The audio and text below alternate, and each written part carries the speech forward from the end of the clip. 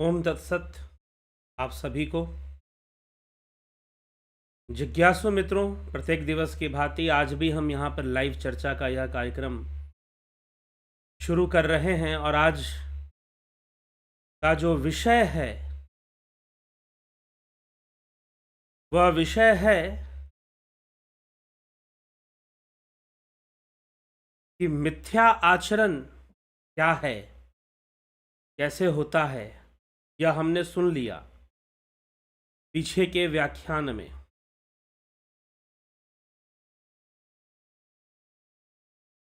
लेकिन विषयों का भोग अनासक्ति पूर्वक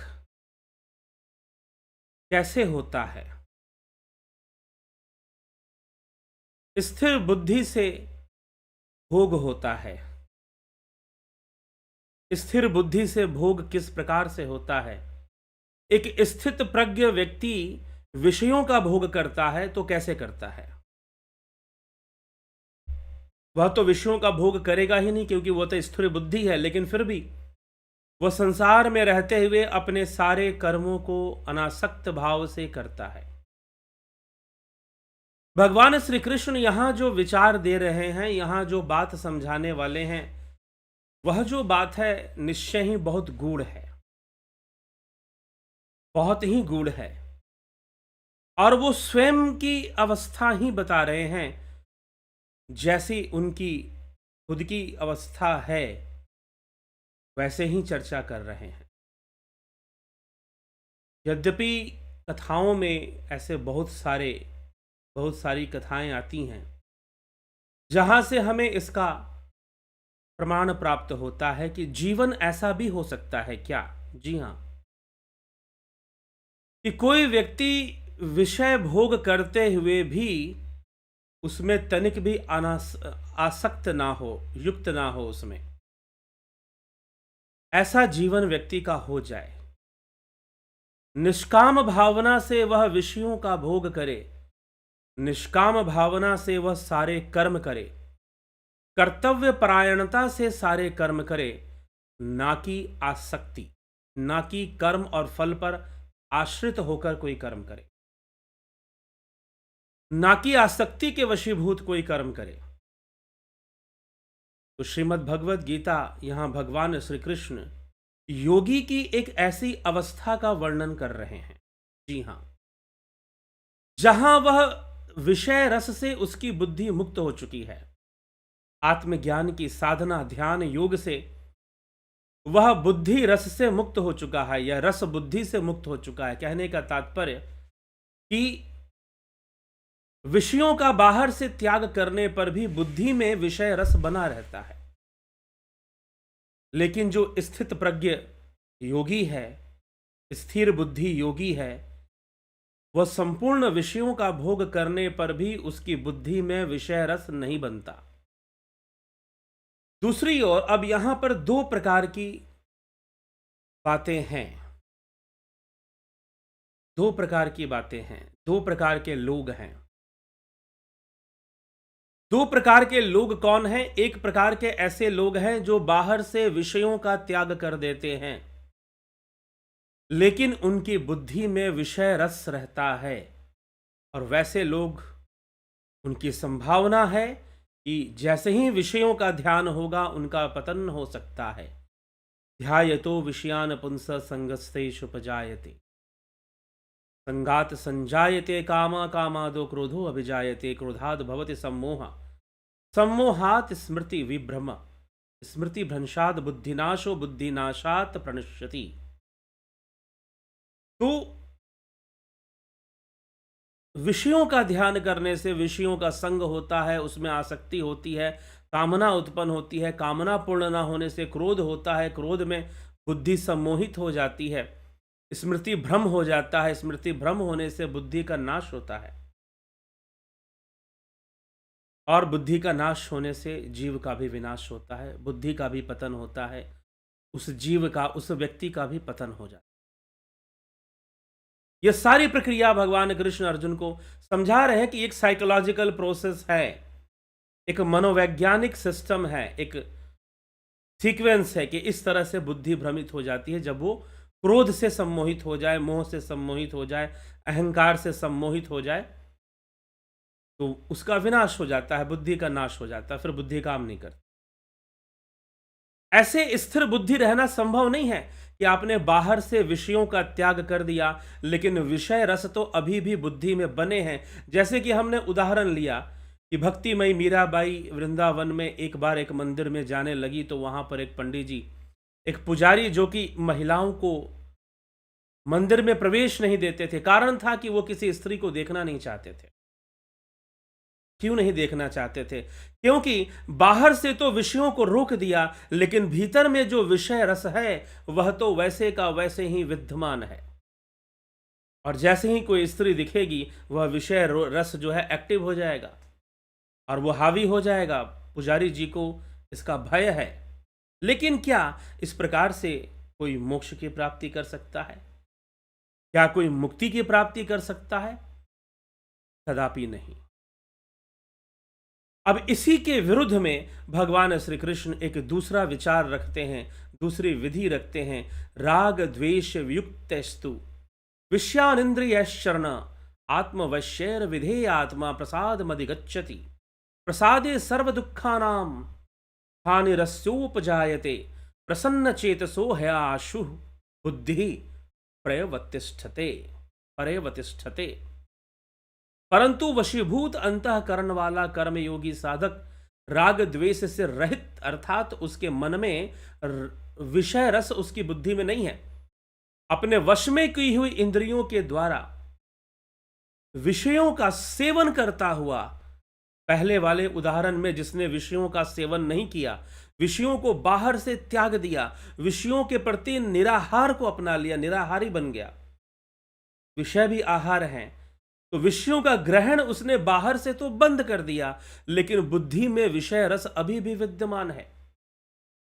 उसका हाल बहुत बुरा हो सकता है। लेकिन एक कर्म योगी, एक साधक, एक योगी जिसने इंद्रियों को वश में किया हुआ है, लेकिन वह विषयों का सेवन करता हुआ विषयान चरण प्रसादम, निर्मलता को प्राप्त हो जाता है, अर्थात उसकी बुद्धि विषयों को सेवन करते हुए भी निर्मल हो जाती है। अधिगच्छति प्रसादे अस्य सर्व दुखानाम हानि, साधक के संपूर्ण दुखों का नाश हो जाता है। शुद्ध चित्त वाले साधक की बुद्धि निसंदेह बहुत जल्दी ही समाधि को प्राप्त होती, पर्यवतिष्ठते, अपने लक्ष्य को प्राप्त कर लेती है। उसकी बुद्धि आत्मज्ञान को प्राप्त कर लेती है, आत्म स्थित हो जाती है, स्थित प्रज्ञ हो जाती है, विषयों का सेवन करते हुए निष्काम भावना से। नास्ति बुद्धिर युक्तस्य न च अयुक्तस्य भावना न च अभावयतः शांतिरशांतस्य कुतः सुखम। जिसके मन इंद्रियां संयमित नहीं है, ऐसे मनुष्य की बुद्धि नहीं होती।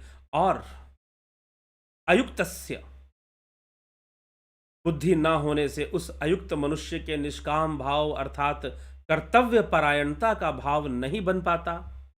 निष्काम भाव ना होने से शांति नहीं मिल सकती। फिर शांति रहित मनुष्य को सुख कैसे मिल सकता है? फिर शांति रहित मनुष्य को सुख भी नहीं मिलने वाला।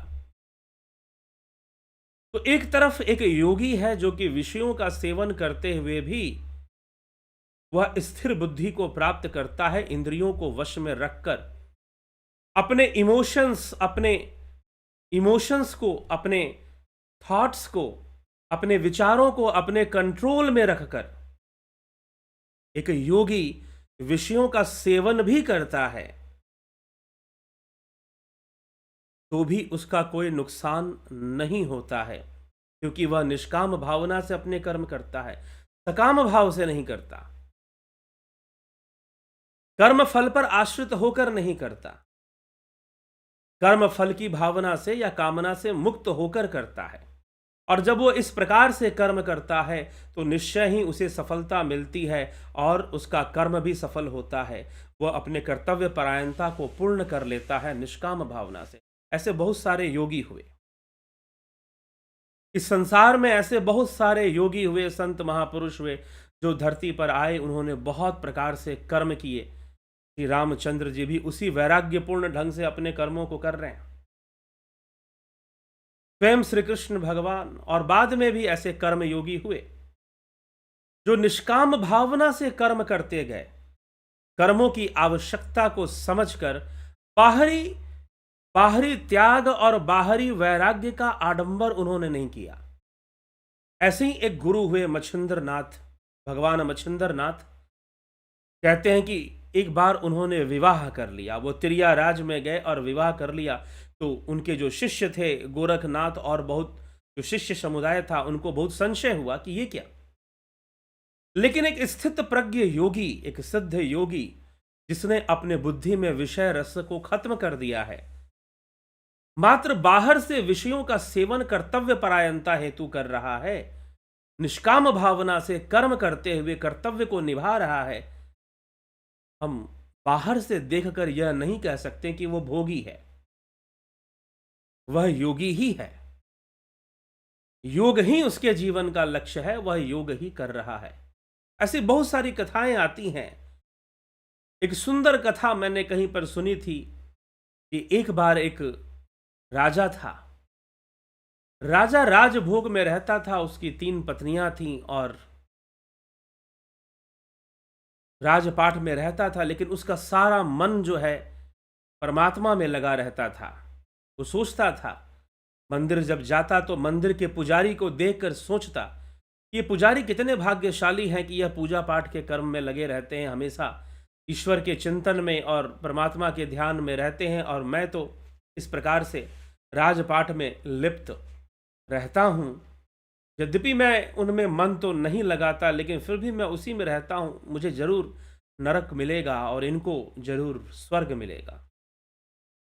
राजा इसी प्रकार से परमात्मा के चिंतन में ही अपने सारे कर्म करता, और वह पुजारी सोचता राजा को देख करके, देखो इसे कितना सुख है, इसकी 3 पत्नियां हैं, नौकर चाकर, सैनिक, धन बल सब कुछ तो है इसके पास, और मैं यहां पर सारा दिन, इतनी उम्र मैंने बिता दी भगवान के पूजा पाठ, उनके स्मरण भक्ति में, और मुझे आज तक क्या प्राप्त हुआ, मुझे आज तक क्या मिला। तो पुजारी का जो ध्यान है विषय रस में है, उसका विषय रस खत्म नहीं हुआ, लेकिन राजा का निष्काम भावना से कर्म करने के कारण, निष्काम कर्म योग कर रहा है राजा, इसलिए उसका विषय रस नष्ट हो गया। विषय रस उसका नष्ट हो जाता है, और वह राजा, कहते हैं कि जब मृत्यु होती है, कथा आती है कि उसे स्वयं भगवान लेने आते हैं वैकुंठ से, और उस पुजारी को नरक के दूत लेने आते हैं, यमराज के दूत लेने आते हैं, बलपूर्वक उसे ले जाते हैं कि तेरी आसक्ति अभी खत्म नहीं हुई।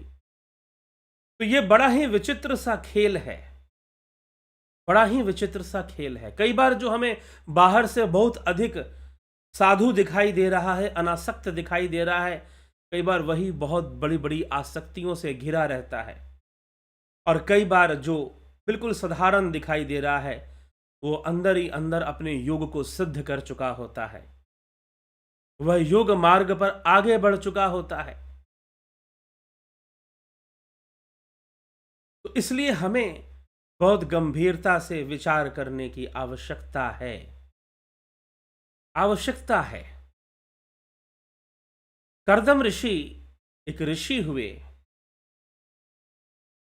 उन्होंने बहुत कठोर तपस्या की, लेकिन देवताओं की इच्छा थी, ब्रह्मदेव ब्रह्मा जी की इच्छा थी कि वो परिवार को बसाएं और संतान की उत्पत्ति करें। तब कहते हैं कि कर्दम ऋषि जो थे उनकी तो इच्छा थी, लेकिन वो उनकी इच्छा थी कि वो समाधि में लीन हो जाए, परमधाम को प्राप्त कर लें।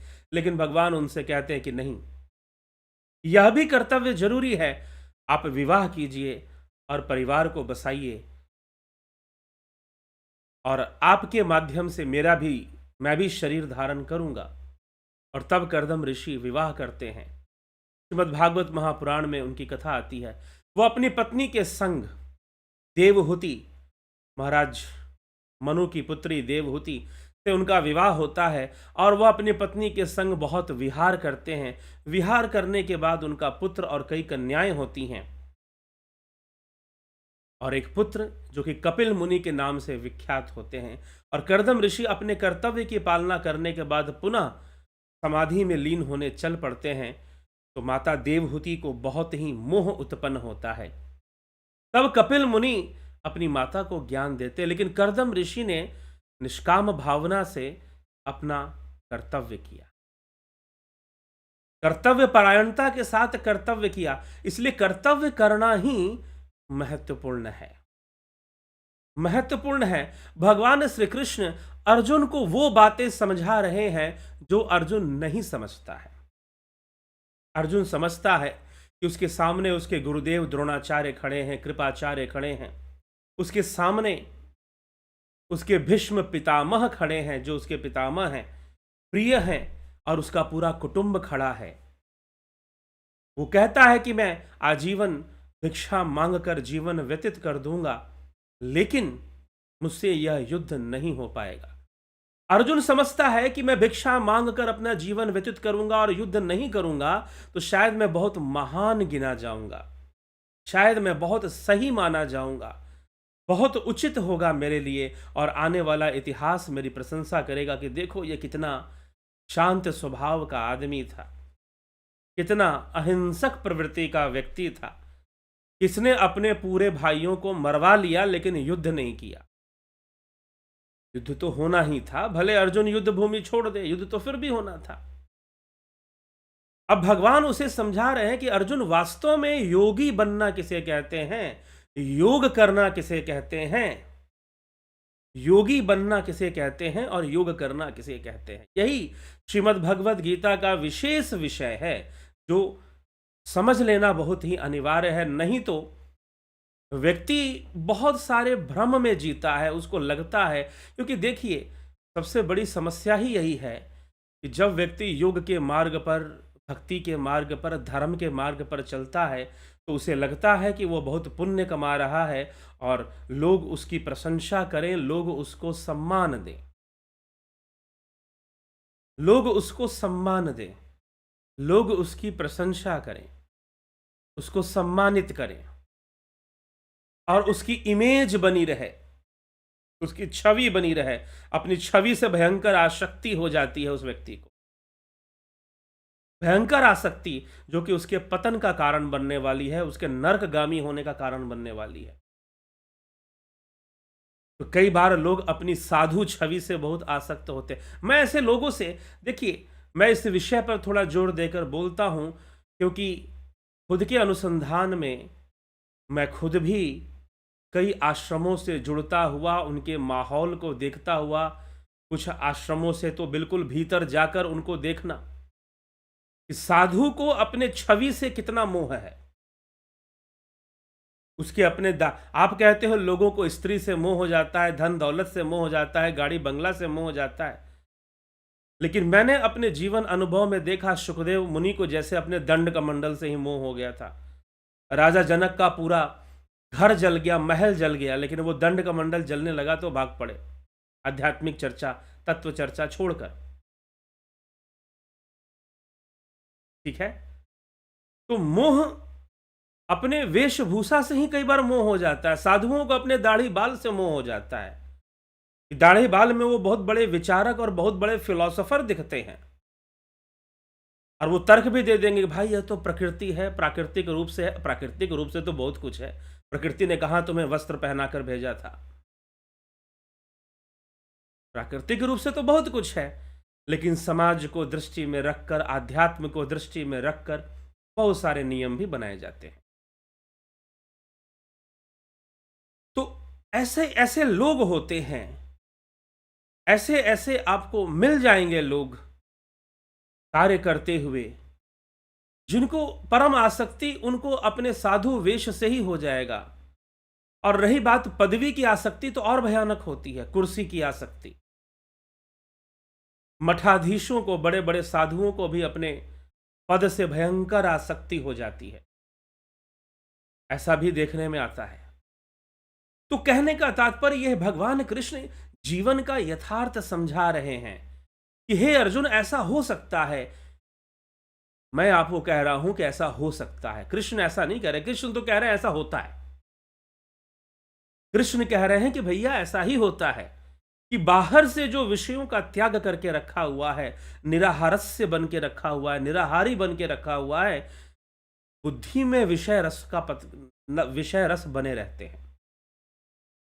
लेकिन जो स्थिर बुद्धि, स्थित प्रज्ञ जो योगी है, वह बाहर से सभी विषयों का सेवन करते हुए, ऐसा नहीं कि वह विषयों का सेवन करता है तो विषयों के सेवन के पीछे भाग रहा है। जी नहीं, बिल्कुल नहीं। वह किसी भी विषय के सेवन के पीछे भाग नहीं रहा है। प्राकृतिक रूप से या कर्तव्य के रूप में हो सकता है कि उसे विषय प्राप्त हो रहे हों। जैसे कर्दम ऋषि को मनुपुत्री देवहूति से विवाह करना पड़ा और संतान की उत्पत्ति भी करनी पड़ी, लेकिन यह सब कर्म, यह भोग विषय ही तो कर रहे हैं वो, लेकिन निष्काम भावना से कर रहे हैं, कर्तव्य परायणता के साथ कर रहे हैं। ये नहीं कि उसके लिए, उस भोग की प्राप्ति के लिए विचलित हो रहे हैं, बेचैन हो रहे हैं। वह तो उसके साथ होगा जो बाहर से त्याग देता है, बाहर से बहुत बड़ा त्यागी बन गया, बाहर से बहुत बड़ा महात्मा बन गया। लेकिन दुर्भाग्यपूर्ण है कि जो बाहर से महात्मा होता है उसी को समाज महात्मा मानता है, उसी की पूजा करता है। उनको लगता है कि शायद यही बहुत बड़ा महात्मा है। तो ऐसी विडंबना हो जाती है लोगों के साथ और यहीं पे भटकाव हो जाता है, क्योंकि कहीं ना कहीं हमारे मन में बहुत सारी अध्यात्म भी जगती है, तो बाहर से चीजों को देखकर जगती है। हम अंतर्मुखी नहीं होना चाहते, हम अंतर ज्ञान को नहीं प्राप्त करना चाहते हैं, और उससे हम परिभाषाओं को नहीं समझना चाहते हैं। आजकल योग की भी परिभाषाएं बहुत बदली हुई हैं, योग का भी बहुत अर्थ बदला हुआ है, परिवर्तित हो रखा है। तो हमें यह सब समझने की आवश्यकता है, विचार करने की आवश्यकता है कि योगी होने का वास्तविक अर्थ क्या है, मर्म क्या है। श्रीमद् भगवद गीता यहां पर क्या समझा रही है। मैं नहीं कह रहा हूं कि मैं ऐसा मानता हूं। एक बार सही से आंखें फाड़कर, आंखें खोलकर गीता पढ़ो। योग क्या है, योग का उद्देश्य क्या है। ठीक, तो योगी बनने का तात्पर्य क्या है। श्री कृष्ण अर्जुन को समझाते हैं कि जो इंद्रियों को वश में रखने वाला योगी, स्थित प्रज्ञ योगी, स्थिर बुद्धि योगी, विषयों का सेवन करते हुए भी इंद्रियों के वश में नहीं होता है। विषयों का सेवन करते हुए भी इंद्रियों के वश में नहीं होता है, और विषयों और इंद्रियों की जो प्यास है विषयों के प्रति, वह भी पूरी हो जाती है। इसलिए इंद्रियां उसके मन बुद्धि का हरण भी नहीं कर पाती हैं। कभी भी वो ऐसी विडंबना में नहीं पड़ता है कि इंद्रियों ने उसकी मन बुद्धि का हरण कर लिया। नहीं हो सकता ऐसा संभव। एक स्थित प्रज्ञ योगी वह होता है, वह अपनी कर्तव्य परायणता में, अपने कर्म में, जिस विषयों के प्रति उसकी रुचि ना हो उनको भी ग्रहण करता है, और जिन विषयों के प्रति रुचि हो उनको भी ग्रहण कर लेता है। मन लगना और नहीं लगने वाली कोई बात नहीं है। करना है तो करना है, कर्तव्य सामने आ गया है तो करना है, कर्तव्य सामने आ गया है तो करना है, इसका विकल्प है। यही तथ्य यहां भगवान श्री कृष्ण समझा रहे हैं कि अर्जुन, विषयों का सेवन करते हुए भी क्या कह रहे हैं इस श्लोक में, हम भली भांति इसको समझ ले। राग द्वेष युक्तस्तु विषयानि इंद्रिय शरण आत्मवश्यैर विधेयात्मा कुविधेयात्मा, परंतु वशीभूत अंतःकरण वाले कर्मयोगी साधक राग द्वेष से रहित अपने वश में की हुई इंद्रियों के द्वारा विषयों को सेवन करता हुआ, इंद्रिय विषयान चरण प्रसादम अधिगच्छति प्रसादे अस्य सर्व दुखानाम हानि उपजायते प्रसन्न चेतसः बुद्धि ही आशु प्रयवतिष्ठते वतिष्ठते। क्या है, सेवन करता हुआ अंतःकरण की निर्मलता को प्राप्त हो जाता है। उसका निष्काम भावना से कर्म करने से भी अंतःकरण निर्मल हो जाता है। अंतःकरण की निर्मलता को प्राप्त होकर वह स्थित प्रज्ञता को प्राप्त होकर अपने परम लक्ष्य को प्राप्त कर जाता है। लेकिन बाहर से विषयों को त्याग कर, बाहर से साधु वेश धारण कर कर बुद्धि में विषय रस को रखने वाले निश्चय ही इंद्रियों के दमनकारी नीति के द्वारा उनका दमन होता है, उनका हरण होता है और वह अपने इंद्रियों पर विजय नहीं प्राप्त कर सकते, एक समय पराजित होते रहते हैं। नास्ति बुद्धिर्युक्तस्य न च अयुक्तस्य भावना न च अभावेतः शांतिर शांतस्य कुतः सुखम। जिसके मन इंद्रियां संयमित नहीं हैं, ऐसे मनुष्य की बुद्धि नहीं होती और अयुक्तस्य, उस अयुक्त मनुष्य से निष्काम भाव का अर्थात कर्तव्य परायणता का भाव नहीं होता। निष्काम भाव न होने से शांति नहीं मिलती और फिर शांति रहित मनुष्य को सुख कैसे मिल सकता है? भला उसके जीवन में कैसी शांति जो निष्काम भावना से कर्म नहीं करता है। इसलिए अब निष्काम भावना से कर्म करने का अर्थ कई बार लोग बहुत तरीके से निकालते हैं। कई बार निष्काम भावना का से कर्म करना मतलब वो लापरवाही भी कर्म में कर देते हैं। फिर इसको भी भगवान श्री कृष्ण पूरी सतत प्रयास से, पूर्ण सचेत अवस्था से निष्काम भावना से कर्म होता है, कर्तव्य परायणता होती है। निष्काम भावना से कर्म का मतलब ये नहीं होता कि हमने अपने कर्तव्य को टरका दिया, टाल दिया, मटोल दिया। टालना मटोलना जिसको बोलते हैं कि भाई चलो ये भी काम करना है ना, इसको भी कर ही लेते हैं। करना था तो कर लिए, नहीं तो करने का मन भी तो नहीं था। ये बात नहीं होती। कर्तव्य परायणता इसको नहीं बोलते। जो कर्तव्य सामने आ गया है उसे पूरे लगन से भी करना और उसके फल में अनासक्त भी रहना, उसके फल में अनासक्त भी रहना और पूरे लगन से भी करना। इसको कर्म परायणता कहते हैं, कर्तव्य परायणता कहेंगे और निष्काम कर्म युग कहेंगे। तो भगवान उस मिथ्या आचरण पर चोट कर रहे हैं जो अर्जुन करने के लिए प्रेरित है। अर्जुन भिक्षा मांगने के लिए प्रेरित है, अर्जुन ब्रह्मचारी बनने के लिए प्रेरित है, अर्जुन युद्ध ना करने के लिए प्रेरित है। जैसे उससे बड़ा कोई गुरु भक्त ना हुआ, उससे बड़ा कोई पितामह भक्त ना हुआ। उसे समाज की कोई चिंता नहीं है, उसे अपने क्षत्रिय धर्म की भी कोई चिंता नहीं है। इसलिए भगवान उसे समझा रहे हैं कि ऐसे कर्म करने से नहीं होता। बाहर से विषयों को त्याग दो और बुद्धि रस, तो बुद्धि में जो विषय रस है वो तो बने रहेंगे, रस बुद्धि बनी रहेगी। वो रस बुद्धि बड़ी खतरनाक है, क्योंकि वो बाहर से तो प्रचार कर देती है कि भाई आप बहुत बड़े महात्मा हैं।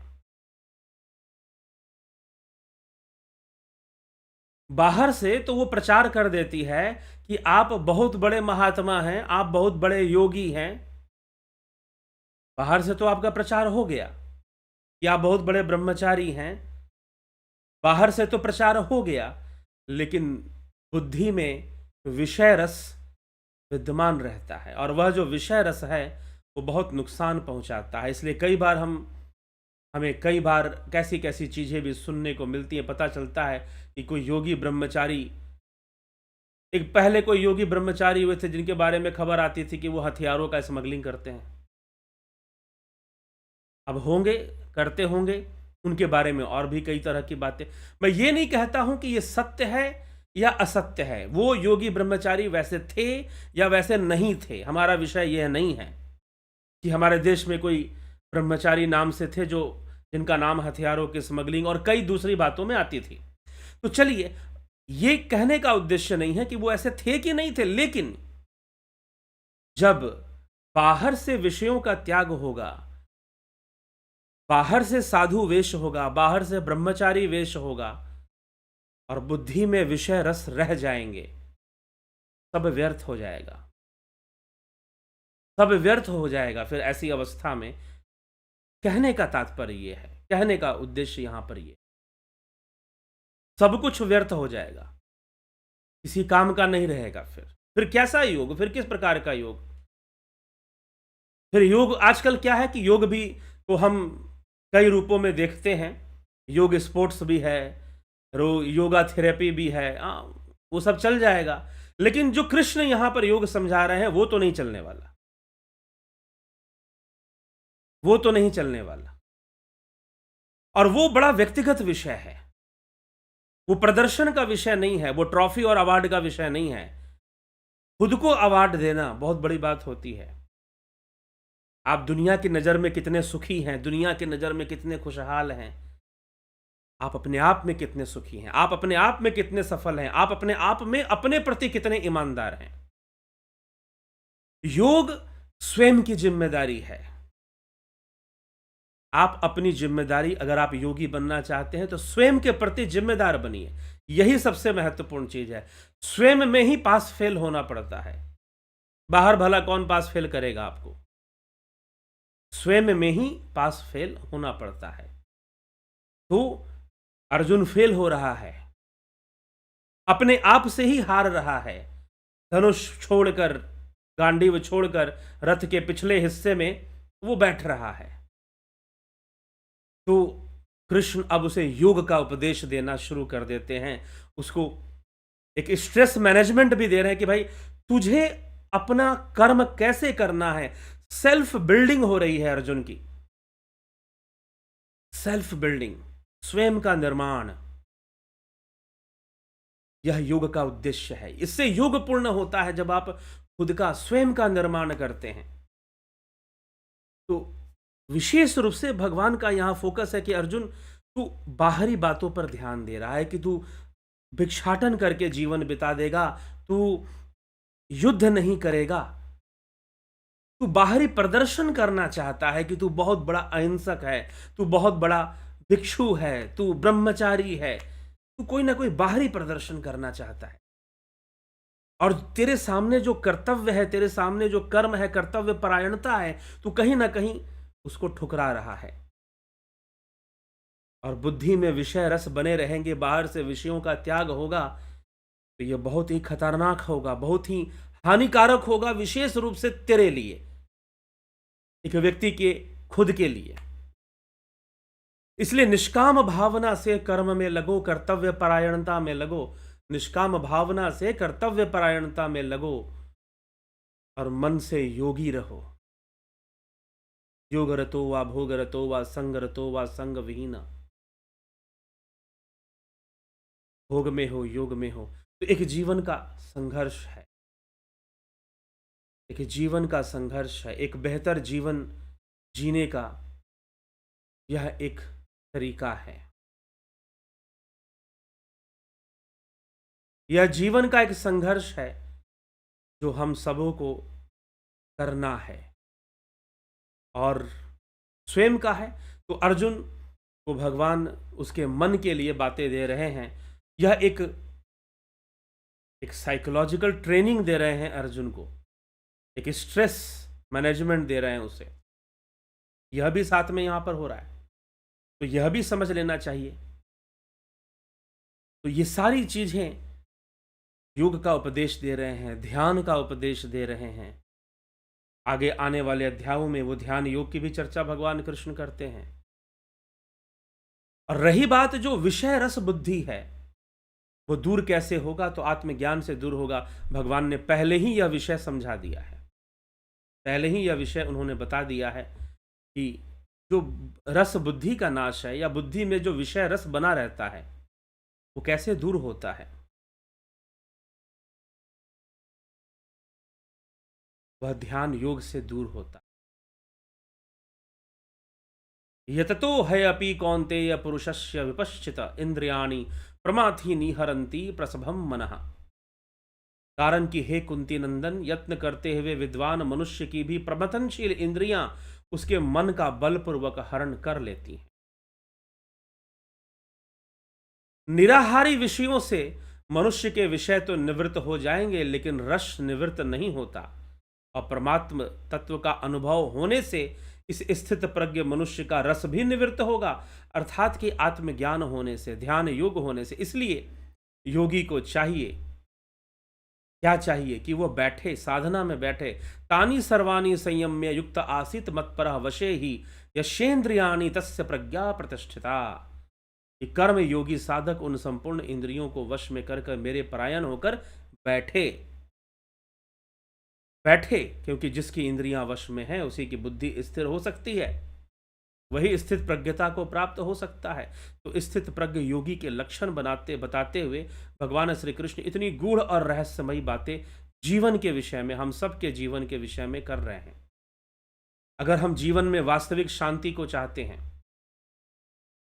अगर हम जीवन में अपने वास्तविक लक्ष्य को प्राप्त करना ही चाहते हैं, तो क्या करना होगा हमें? क्या करना होगा हमें?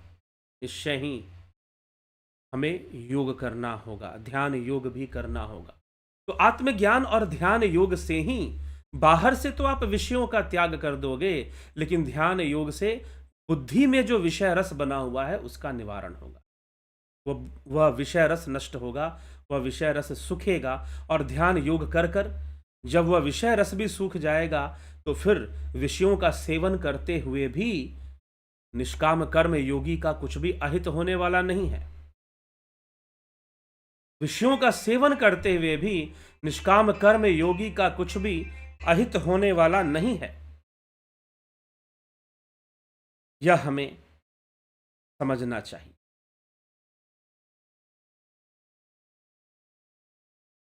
तो जिज्ञासुओं, इन सभी विषयों पर हम विचार करें। और भगवान इस श्लोक में जो आज की हमारी चर्चा है उसमें यही कह रहे हैं कि तुम्हें विषयों का सेवन करने से भी एक स्थित प्रज्ञ योगी का कुछ भी नहीं बिगड़ता है। वह विषयों का सेवन करते हुए भी उसकी बुद्धि विषय रस से मुक्त रहती, भोग करते हुए भी वह विषय भोग करते हुए भी वह उनसे निष्काम रहता है, उसमें कामना युक्त नहीं होता है, उनमें आसक्त नहीं होता है। तो हमें ऐसी ही समझ अपने भीतर पैदा करनी चाहिए, तभी हम जाकर अपना कल्याण कर पाएंगे और योग की अवस्था को प्राप्त कर पाएंगे, अपने आप को शांत कर पाएंगे, अपने जीवन को सुधार पाएंगे, अपने जीवन के समस्याओं का हम समाधान कर पाएंगे। ठीक है, तो तभी यह संभव है। तो जरूर ऐसा प्रयास करें और अपने जीवन का कल्याण करें। तो इसी के साथ विराम देते हैं और ध्यान योग का कोर्स जो कि शुरू होगा 20 दिसंबर से, साथ ही प्राकृतिक चिकित्सा का भी कोर्स शुरू होगा। आप ज्वाइन करना चाहते हैं जरूर ज्वाइन करें। और ध्यान योग के लिए आपको एक demo class, free demo class रखा गया है 14 तारीख 6:30 बजे, 14 दिसंबर, 14th ऑफ दिसंबर 6:30 PM रखा गया है। आप फ्री में है, वो कोई भी ज्वाइन कर सकता है। लिंक आपको हमारे चैनल पर मिल जाएगा, कम्युनिटी पोस्ट में मिल जाएगा लिंक। नहीं तो आप व्हाट्सअप मैसेज कीजिए इस नंबर पर 9661180245 इस नंबर पर आप व्हाट्सअप मैसेज कर दीजिए, आपको लिंक दे देंगे। आप 14 तारीख को फ्री डेमो क्लास ज्वाइन कर सकते हैं। अभी भी आप कोर्स को ज्वाइन कर सकते हैं, नहीं तो फ्री डेमो क्लास करने के बाद भी ज्वाइन कर सकते हैं। तो चलिए इसी के साथ विराम देते हैं। अभी कल फिर मिलते हैं 9 PM लाइव चर्चा में। बहुत बहुत आभार आप सभी का। ओम तत्सत।